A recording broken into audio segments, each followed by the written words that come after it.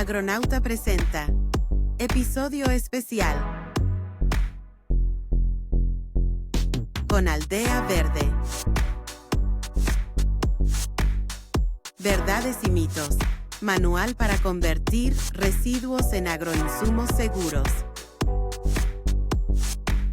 Episodio 5. Mitos y realidades de la producción de bioinsumos de reciclaje. ¿Qué tal, agroescuchas? El día de hoy tenemos un episodio bastante raro y extraño y creo que un poco para regañar a todo el mundo. Yo creo que para ubicarnos, cuando estamos hablando del tema de residuos y su procesamiento, qué mejor que hablar con el de Verde. Tengo conmigo aquí a Víctor Romero y a Francisco Niembro de Verde, los dos que pues, son bastante. ¿Cómo están? Bien, gracias. Un gusto saludarte, Tona, y a todo tu auditorio. Hola, Tona, listos para regañar. Sí, efectivamente. Nah, Hablemos mitos y realidades. Desde que tengo uso de razón y que he escuchado siempre, ya de los episodios anteriores han salido varios mitos y realidades. Es y que desde el concepto mismo, desde el desarrollo mismo de lo que son los residuos, es porque, por ejemplo, ¿qué se puede compostar? ¿Qué no se puede compostar? ¿Qué puede haber? ¿Qué es qué es un residuo? ¿Qué es una lombricomposta? ¿Qué es un lixiviado? ¿Qué no se puede compostar? ¿Por qué salieron mal las cosas? ¿Quiénes deben encargarse? No sé, hay muchos temas. ¿Por dónde empezamos, Vic? ¿Por dónde se te antoja? creo que está buenísimo qué se puede compostear y qué no se puede compostear. Ok, eso está interesante, ¿no? ¿Tú qué opinas, Velasco? ¿Qué se puede compostar y qué no se puede compostar? Que me parece buenísimo el tema porque creo que es de los más importantes, ¿no? Comúnmente se dice, no metas las naranjas ni los limones, los cítricos, ¿no? A los cítricos le quieren dar mucho la vuelta. La realidad es que todo residuo orgánico, toda cosa que estuvo viva y se puede compostear, ¿no? Todas, o sea, podemos decirte desde el más fácil y que nos encanta porque además está ya prebalanceado, pretriturado en tamaño de partícula y todo, es por ejemplo el estiércol de caballo fino, o sea, el estiércol de caballo fresa, ese es buenísimo, ¿no? Ese es, ya está listo para que se haga solito composta. Y hay desde luego, pues, residuos orgánicos muy difíciles de manejar, ¿no? Como son los cárnicos o en sí las mortalidades, además de delicadas por el tema de contaminación, pero todo residuo y toda materia orgánica se puede llevar a compostaje tomando en cuenta, pues, lo importante, ¿no? Son tamaño de partícula para que el aire le fluya bien, la relación carbón-nitrógeno que debe de tener esta mezcla, ¿no? Si bien sí puedes compostear un cadáver de un animal de 400, 600 kilos, pues no lo puedes hacer solito per se, ¿no? Necesitas prepararlo inclusive para que no reviente allá dentro de la mezcla, necesitas balancearlo con materiales que van a contener olores y que van a aportar otros al proceso, como son materiales carbonáceos. Entonces, a mí el tema de que algo no se puede compostear, pues salvo que sea inorgánico, no se puede compostear, pero cualquier materia orgánica se puede llevar a un proceso de compostaje, ¿no? Sí, A mí el que más me gusta aclarar es el de los cítricos, por ejemplo, que es común que le den la vuelta. por ejemplo, creo que aquí la parte importante que platiqué, lo vimos en el lombricomposta, hablaste de meter papel, por ejemplo, o meter residuos maderables, ¿no? Acerrín y todo esto. Y obviamente que no tengan contaminación con algunos químicos, ¿no? Creo que el tema es, aquí es donde entra el buen gusto y la capacidad de conocimiento del técnico, ¿no? Crear. ¿Cómo ven ustedes? ¿Tiene que estar balanceado? Tenemos que buscar un balance, tenemos que buscar un equilibrio, porque supongo que es un ecosistema, ¿no? Para lo que vamos a tener pues compostear, ¿no? ¿Qué se hace en este caso? Sí, evidentemente es buscar qué insumos vas a tener, por ejemplo, y también la finalidad de tu proyecto, ver qué insumos tienes disponibles y ver cuál es el más adecuado y en los volúmenes que vas a necesitar para tratar un residuo, ¿no? Hablando de tratamiento de residuo, ya si quieres hacer un producto de excelentísima calidad, pues vas a ir y salir a buscar, independientemente de lo que te cueste, pues ese insumo, ¿no? Pero si estamos tratando o hablando de tratamiento de residuos, como tal, pues vamos a buscar los residuos que tenemos a la mano que nos van a complementar a ese residuo problemático. Hablemos de, no sé, residuos cárnicos de un rastro. Bueno, pues hay que ir a buscar a ese otro residuo que va a ser una poda, que va a ser alguna paja, que nos va a poder dar ese balance en la mezcla. Por ejemplo, a mí me tocó ir a un lugar donde incineraban residuos sanitarios y me llevaron porque querían ver qué onda hace muchos años, con el tema del lixiviado que salía de esto. ¿Se imaginan?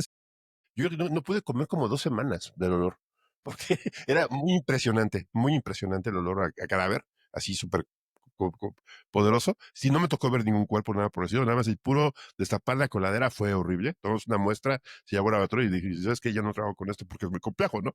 Entonces, creo que todo eso se puede hacer un equilibrio, ¿no? Por eso era mi pregunta, ¿no? Ya viendo sobre este tema, ya dices que hablas de estrategia, todo esto. Pero, ¿cuál sería la realidad que debemos de ver sobre el residuo? Caracterizarlo, porque, por ejemplo, saber qué es, de dónde viene y obviamente trazar una ruta, ¿no? Y sobre todo asesorarse. Eso que sería que una realidad, ¿no? ¿Cómo ves esta parte, Francisco? Necesario, vamos, indispensable que primero se haga sobre todo una caracterización y un estudio de estos insumos que va a tener cada uno de los proyectos, ¿no? Sobre todo hablando de proyectos industriales, comerciales, tener el conocimiento de qué tipo de residuo orgánico es el que va a llegar o qué tipos, en qué volúmenes, en qué tiempo y con qué periodicidad es bien importante, ¿no? Porque pues hay proyectos que nos toca diseñarlos diciendo que, por ejemplo, un invernadero, ¿no? Que levanta toda su producción una vez al año y entonces se llena de fibra de coco, ¿no? Hablando de producciones en hidroponía, ¿no? Entonces, pues es buenísima la fibra de coco para integrar, pero la tienen en 1 o 2 meses del año, se llenan de cientos, a veces de miles de metros cúbicos de fibra de coco, ¿no? Entonces, ese solito es el balance para todo lo que se genera el resto del año, pues digo, más, de una manera más homogénea durante todos los meses, ¿no? O casi todos los meses. Hay 2 o 3 meses en donde no se genera, pero las podas del día, la fruta de descarte o de desecho, tallo, todos los otros materiales se van a ir a balancear con esa pila y montaña que tuviste de fibra de coco. Entonces, balancear principalmente relación carbón-nitrógeno es importante estudiarla y hacer una receta de compostaje, ¿no? Ok. Y entonces, pues tener un proceso mucho más llevadero, ¿no? Entonces, sí, creo que desmitificando el tema de que algo no se puede compostear, yo diría solamente que sea inorgánico, pero todo lo orgánico sí se puede compostear haciendo un balance previo de la mezcla y también viene el tema de la preparación, por ejemplo, el tamaño de la partícula, ¿no? No es lo mismo meter polvo de pulido de madera que meter hojuelas o acerrín de media a 1 pulgada, ¿no? Uno es ideal y nos encantaría tenerlo en todos los proyectos. El otro es un problema, entonces el polvo, ¿no? Entonces también el tamaño de la partícula es necesario porque queremos que en esa masa, en proceso de compostaje, fluya el oxígeno adecuadamente. Entonces tenemos que llevar todos esos controles. Oye, y también creo que aquí es importante otra realidad, y estoy escuchando ahorita, el proceso, ¿no? Y sobre todo el técnico encargado de este proceso, que esté capacitado y que lo sepa. Víctor, ¿qué recomendarías? ¿Qué realidad debemos tener una persona que se va a dedicar a esto? A nivel ya industrial, o sea, no hablamos de, obviamente, de caseros, sí, hay varios que lo hacen, ¿no? Y lo hacen bien, pero ya industrial, supongo que es una persona un poquito más dedicada, ¿no? ¿Qué sería la realidad de esto? La realidad yo creo que sería tener un técnico que conozca el proceso, porque sí podemos saber las cosas, llamémosle superficiales, ¿no? Y a veces en las escuelas nos enseñan qué es el compostaje y lo ponen muy simple. Ah, pues tú pones ahí los residuos y medio les pones aire y listo, ya salió. Pero no, realmente para hacerlo bien a una escala industrial, pues tienes que tener un técnico especializado y que conozca cuáles son los procesos necesarios para tratar de manera adecuada tus residuos, pero además que optimice y que tenga en mente que este pues es un proceso y va a ser un negocio y que tiene que salir los números, ¿no? Al final, pues sí, todos podremos ser técnicos en compostaje, pero si decimos que vamos a voltear 10,000 toneladas con palas, pues evidentemente, porque es lo que conocemos, pues evidentemente no va a salir nunca. Ujú. O bueno, No, puede salir, pero ¿a qué costo, no? ¿Y en qué tiempo? por ejemplo, a mí me queda claro también, Francisco, que hablabas mucho del proceso, ¿no? El proceso del lombricompostaje es largo. Yo lo veo que no es así lineal de que hoy y ¡pam! Mañana apareció por magia, apareció la composta, la lombricomposta y todo esto. Y debe ser. Es, ese porque sea otro de los mitos, Tona, que nos encontramos, Y sí, desde antes, desde el compostaje, yo creo que podemos hablar de los deshidratadores de alimentos, ¿no? Que están de moda. exacto. Que creo que ya empieza, por ejemplo, en Estados Unidos a haber algo de control de que no, o sea, ya no pueden comercializarse diciendo que entregan composta, porque la realidad es que esos no entregan composta, no es composta lo que entregan materia orgánica inclusive en proceso de descomposición, ¿no? No es estable, no es madura. Buscar un producto final, llámese composta o llámese lombricomposta, que tenga estas características de estabilidad y de madurez, toma tiempo. Y además toma tiempo considerando la tecnología y la mecanización que puedas tener, sobre todo en un proceso, pues en un proceso industrializado y comercial. Si no estás bien equipado, por ejemplo, hay gente que hoy día sigue haciendo composta con un cargador frontal, ¿no? Llámese un Bobcat, llámese una retro, llámese un tractor con una pala, ¿no? El mismo volteo de esos materiales no es el adecuado. Una composta con esa mecanización tan baja, pues a lo mejor puede lograrse en 6, 8 meses, ¿no? Cuando a lo mejor tú logras en menos de 10 semanas una composta estable y madura si tienes los equipos adecuados, ¿no? Entonces, sí, también en la cuestión del tiempo, a veces es mitos o confusiones que hay por ahí en el mercado. Hacer composta toma su tiempo, hacerla en el mejor tiempo posible depende de la mecanización y tecnificación que tengas en tu proyecto. Si este mito se llamaría, puedo hacer composta en una semana. Sí. Pues no. O en 2 días, hay En dos quien en días, ¿qué es dos lo que te días. venden? Sí, Así Sí, ya. es. Sí podrías entonces, hacer muchas cosas como tener mucha maquinaria, mucho equipo, mucho proceso y aparte muchas cosas que no es fácil o no es lógico, ¿no? Pues mira, finalmente lo que hacen estos equipos que son deshidratadores es quitarles el agua para que cuando tú saques ese residuo ya no huela feo. Pero al Mm. momento en el que tú agregas agua, se vuelve pues activar ese proceso. Entonces, realmente no está estabilizando qué es lo que hace el proceso de compostaje. Llevar la materia orgánica de ciertas moléculas más reactivas a algo que sea estable, que se pueda mantener en el suelo. Y y desdoblar esos compuestos también, ¿no? Que de esta manera a lo mejor logres que, por eso se logra que la composta y la lombricomposta pues sea un producto que trae nutrientes que están disponibles para el cultivo. Cuando no están bien estabilizados y maduros esos productos, son nutrientes que están todavía no disponibles para el cultivo, ¿no? Y entonces lo aplican en su suelo y por eso muchas veces compostas malas llevan a que el cliente diga, no, pues no me sirvió. Y a lo mejor un año después ve algunos resultados, ¿no? Pero ve los resultados porque la naturaleza de ese material en el suelo la llevó a acabarse de degradar y a ser compuestos nutrientes que están ya disponibles para los cultivos, ¿no? Entonces sí, el mito del tiempo es grande. Hay un montón de mitos. A mí en temas de lombricultura, por ejemplo, o lombricompostaje, hay algunos que antes me daba risa, después me empezaron a preocupar. Ahorita la realidad es que ya entiendes que la falta de información fidedigna o también la desinformación que hay, va haciendo un mar allá afuera, ¿no? Todavía te sigues encontrando podcast con gente preparada que sigue usando términos y cosas que dices, no, pues está mal, ¿no? Nosotros, una de las recomendaciones muy, muy firmes que hacemos es que busques la fuente de la información que estás manejando y lo confirmes, ¿no? Por ti, porque hoy día el YouTube y el Google no es todo y tampoco la inteligencia artificial también te avientan unas mareadas a veces horribles. sí, a mí también. Una de ellas, por ejemplo, es el tema de las lombrices, ¿no? En cuanto a sus características. Y nos ha pasado que nos hemos encontrado proyecciones de proyectos en donde ya traen, vamos, ya están listos para invertir en algo que escalaron con estos datos tan erróneos, ¿no? Y te voy a poner un ejemplo. No, pues yo voy a empezar con 10 kilos de lombrices y al mes voy a tener 300. Entonces voy a vender 250 kilos de lombrices, ¿no? Y además los voy a vender en un precio, un montón de cosas que dice, a ver, orden, ¿no? ¿De dónde viene tu información? No, pues es que una lombriz pesa 1 gramo y se come su peso al día en residuos. Y a eso lo escalé, ¿no? Entonces dicen, pero me he encontrado investigadores importantes, ¿no? De 20, 30 años de investigación, que a lo mejor corrieron un ejemplo en su Su laboratorio, ¿no? laboratorio. Y yo eso no lo crucifico para nada, ¿no? Es buenísimo, pero a otras escalas, con otros residuos, es muy diferente.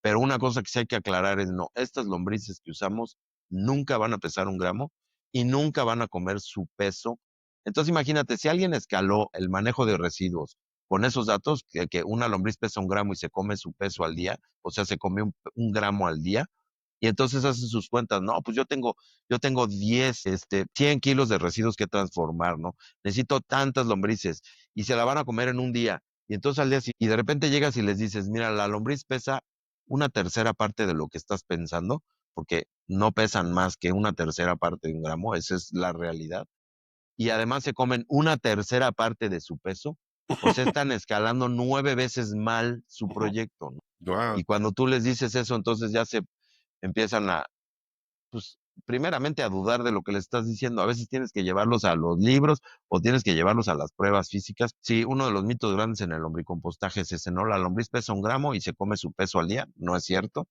Este, ¿Qué otro mito?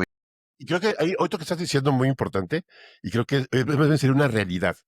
Esa realidad es, los proyectos de compostaje y lombricompostaje son proyectos armados desde el punto de vista económico, para empezar, y Muchas puesto desde veces el sí. punto de vista técnico. Y sobre eso tiene que hacerse una planeación muy a detalle, lo más a detalle, y sobre todo por alguien que ya tenga experiencia, ¿no?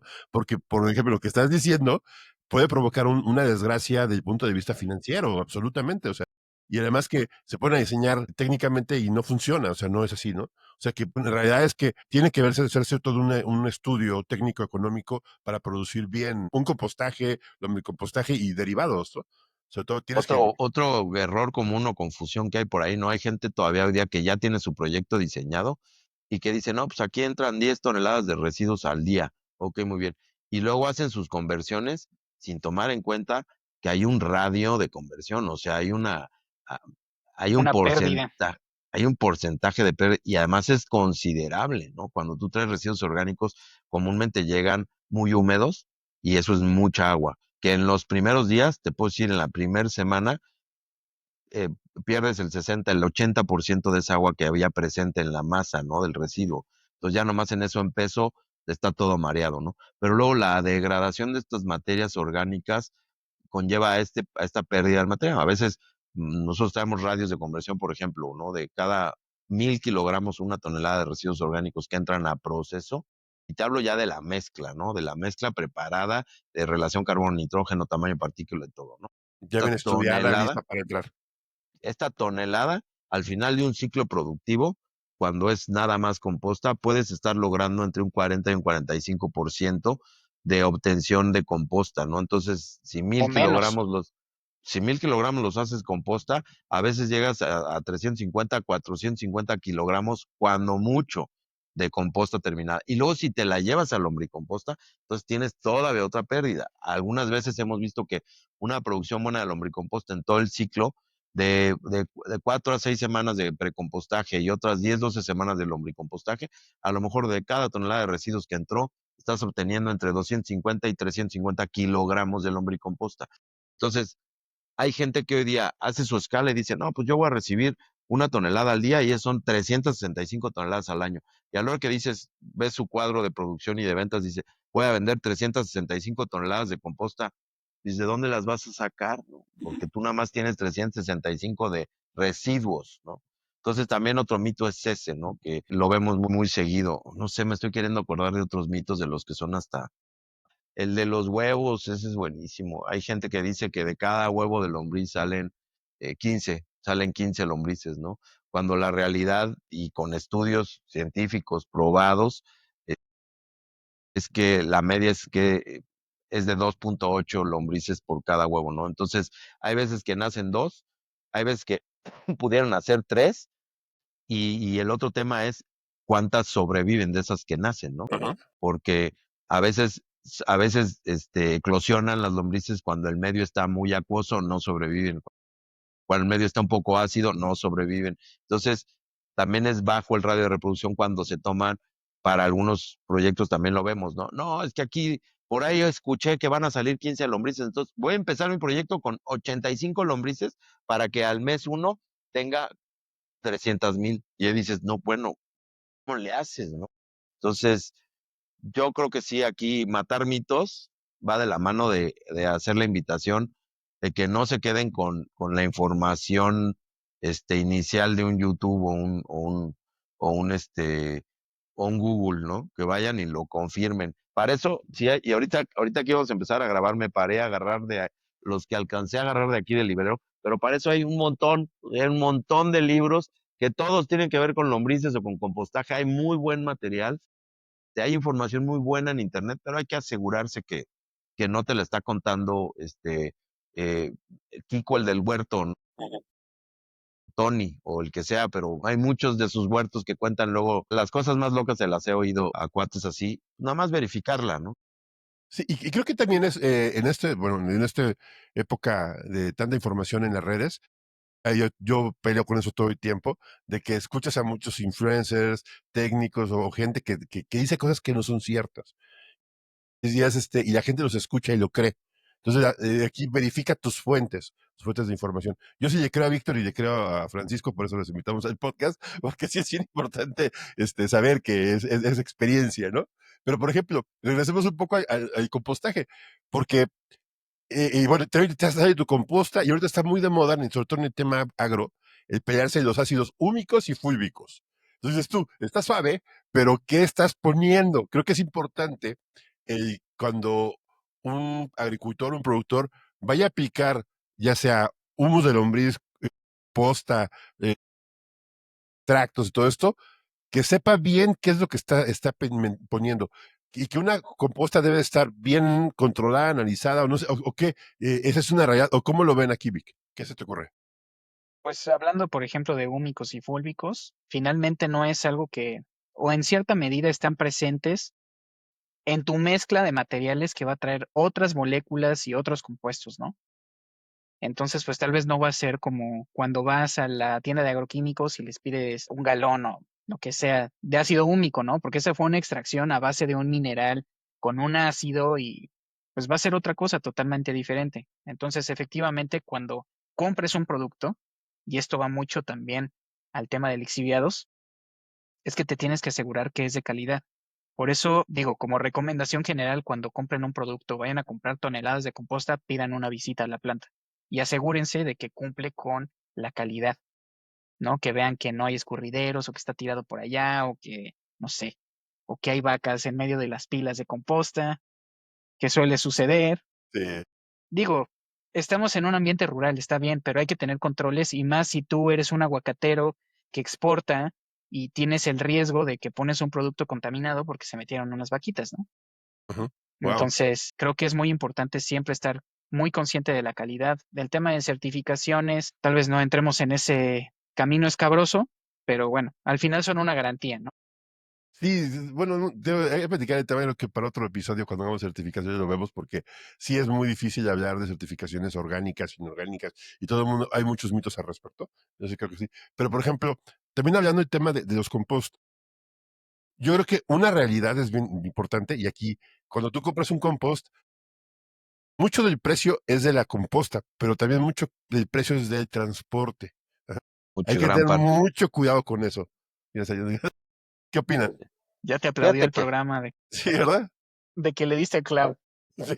que- fíjate que también sumando a lo que decía Víctor y a lo que acabas de decir, Tona, sí, de hecho nosotros los invitamos mucho a eso, ¿no? Inclusive en nuestras propuestas económicas de venta de producto final composta o lombricomposta, muchas veces lo que hacemos es eso, hablar con el cliente y decirle, oye, cerciórate que te estén vendiendo producto fidedigno, ¿no? Hoy día el mercado, y te hablo en México en especial, ¿no? En México país entero, hay muchos productores de composta que no producen composta. Muchas veces son estiércoles desecados, muchas veces son residuos en proceso de transformación, pero les llaman composta, ¿no?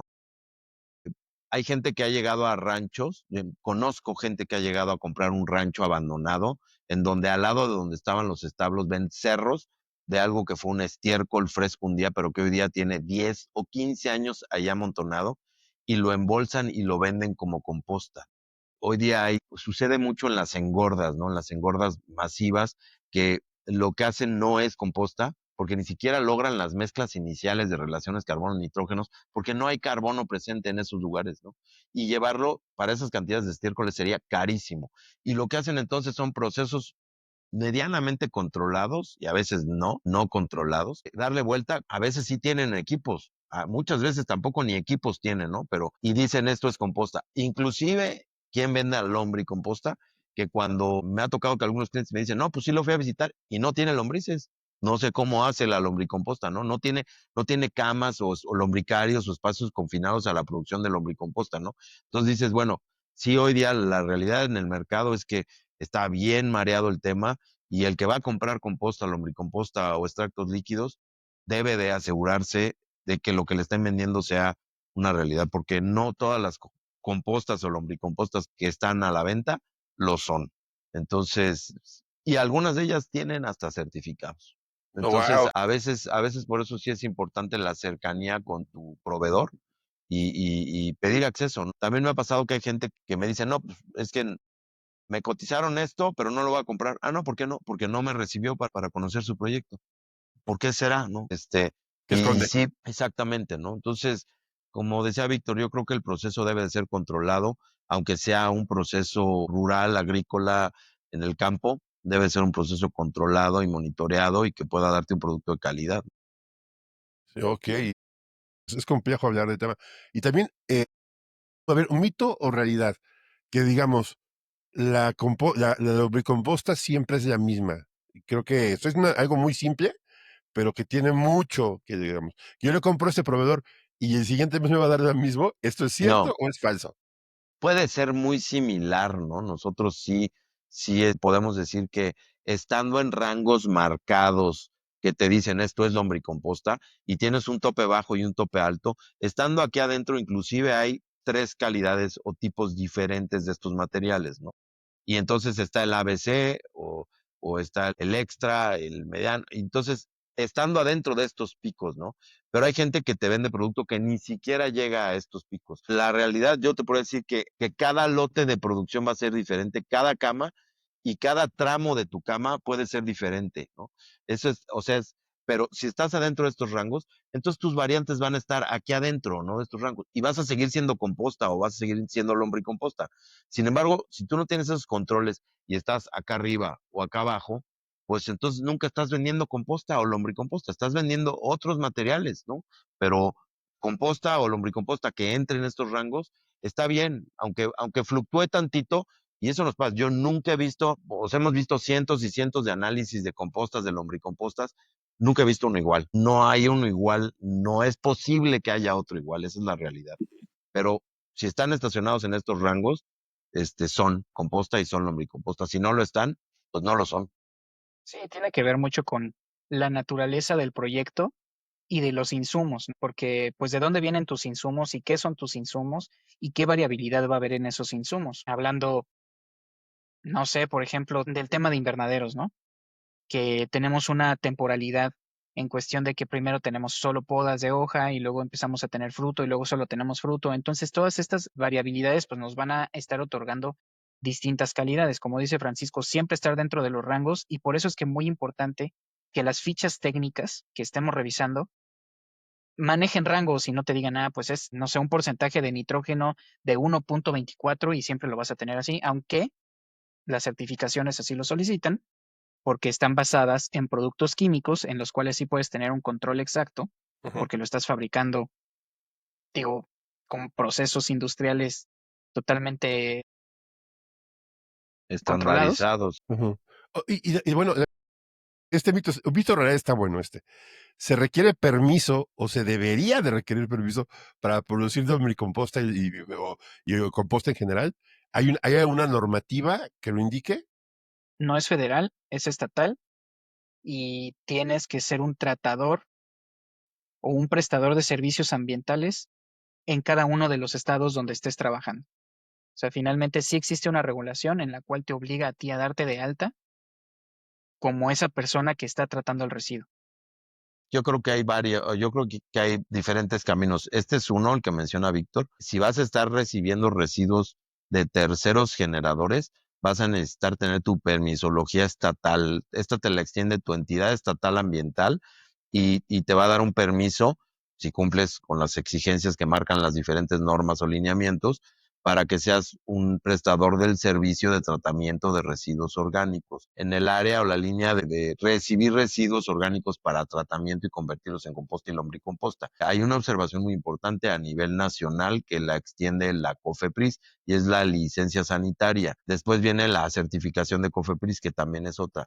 Y después cualquier otra que sea certificación externa como un nombre, un CCP o cualquier otra certificadora nacional o internacional, también te va a marcar algunas observaciones, ¿no? Ahora, también hay una norma que es una norma mexicana NMX, no es una norma oficial mexicana NOM. Esto quiere decir que pues es una norma, digamos, Referencia, ¿no? que te sugiere, ¿no? Que te menciona cuáles son las recomendaciones, más no te obliga, ¿no? Sin embargo, esta norma que es la NMX AA 180 SCFI 2010, que es una norma que dice, ¿no? Que es una norma que establece, tiene un nombre rimbombante, ¿no? Es la norma que establece los métodos y procedimientos para el tratamiento aerobio de la fracción orgánica de los residuos sólidos urbanos y de manejo especial, así como la información comercial y de la calidad de los productos finales, ¿no? En sí regula al compostaje y al lombricompostaje. XAA 180 SCFI 2018. Para los cuates, O NMX para los 180. cuates.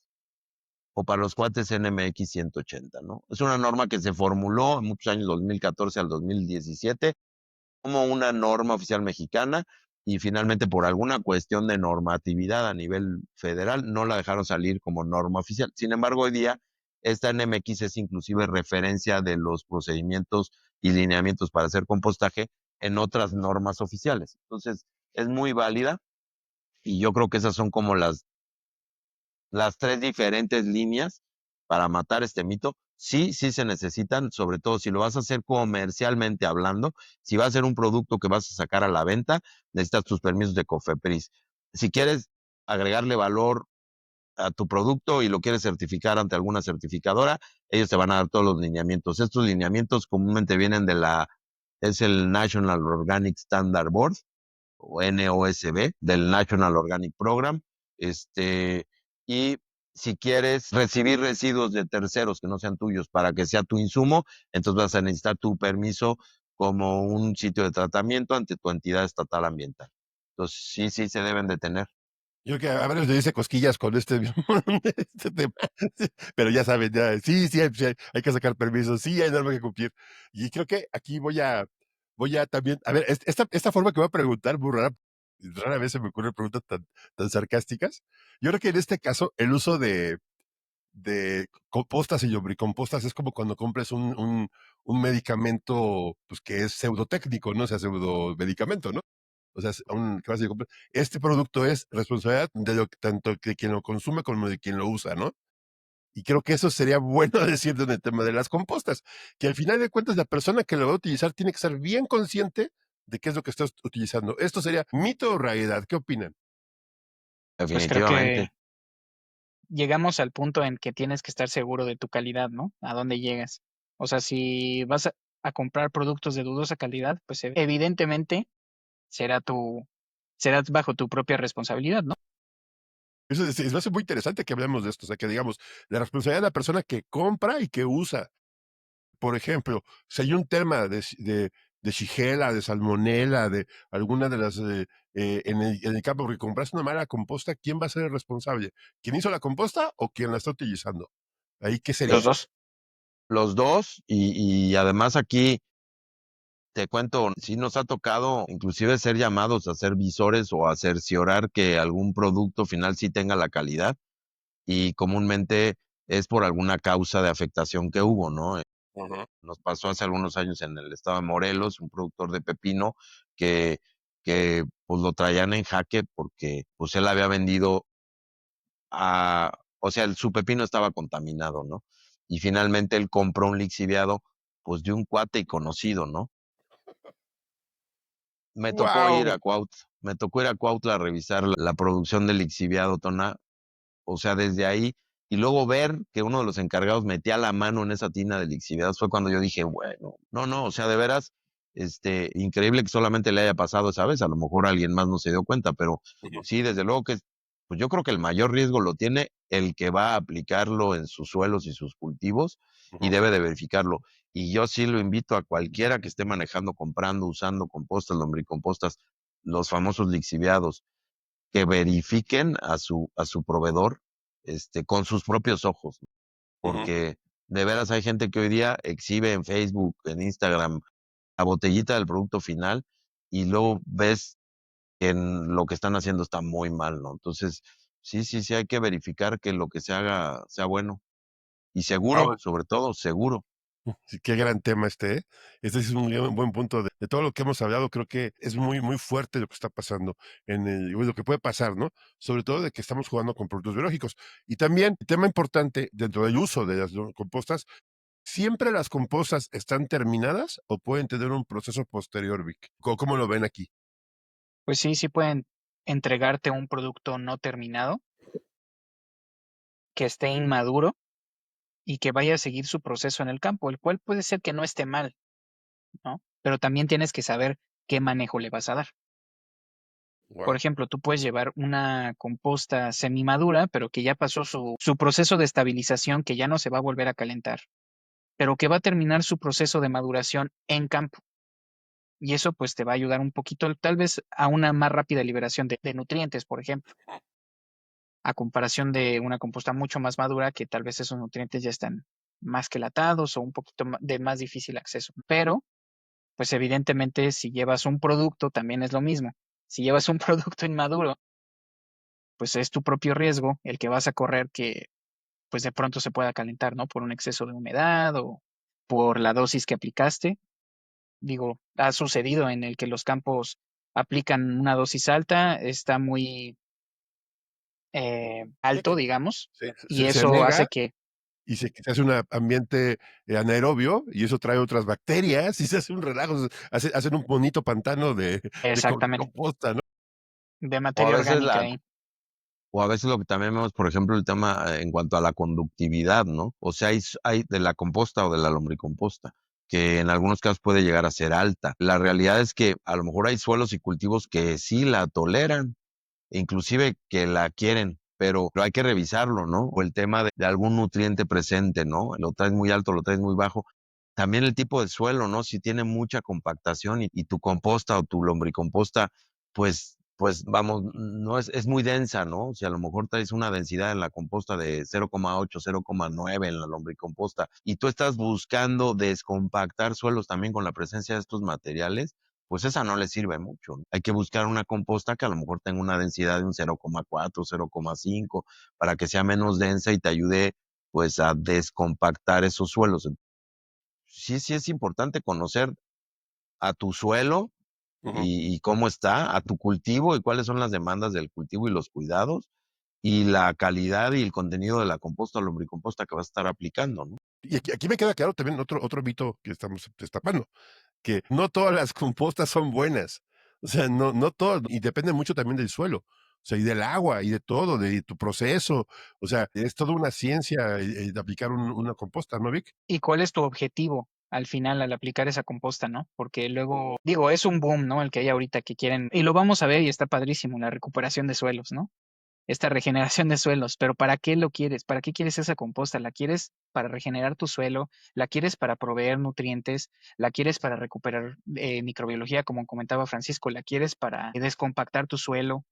Ujú, Entonces, pues siempre hay que tener en mente qué es lo que vamos a hacer con esa composta, lombricomposta o extractos, ¿no? Porque no todas las compostas van a hacer todos los trabajos de la misma manera, o van a ser igual, o mejor o peores en hacer alguna de las cosas, y pues tal vez hay alguna que de plano no logra, ¿no? Por ejemplo, si queremos, que es un punto bien importante, que piensan que van a sustituir, que ese es un mito enorme que no platicamos, esa es mi vamos segunda a pregunta. sustituir La agroquímicos con pura nutrición. composta. ¿Cómo?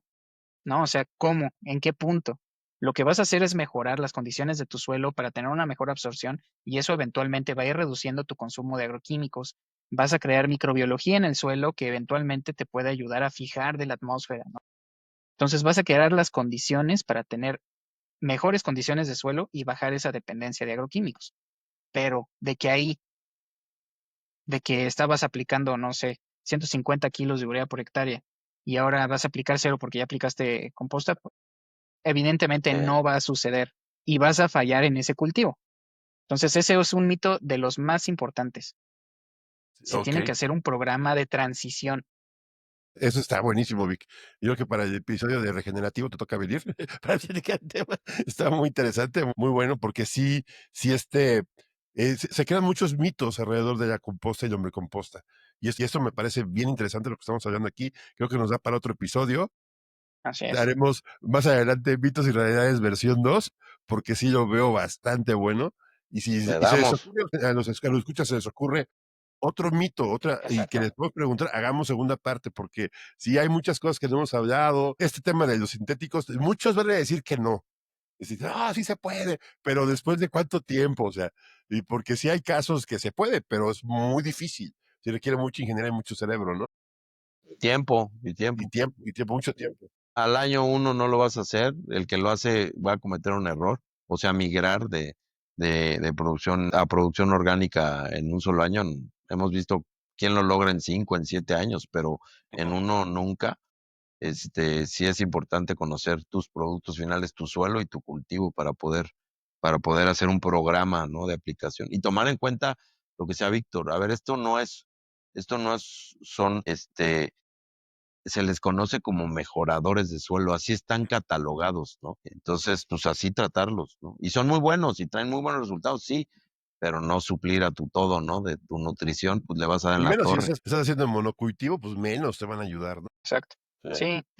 Sí, es integrar muchas técnicas y de las cuales el compostaje y los productos finales de todos Eso, los que hemos hablado nos van a ayudar a lograr esta meta, ¿no? oiga, pues qué Y buen ya episodio. será cada quien. Sí, qué buen episodio este.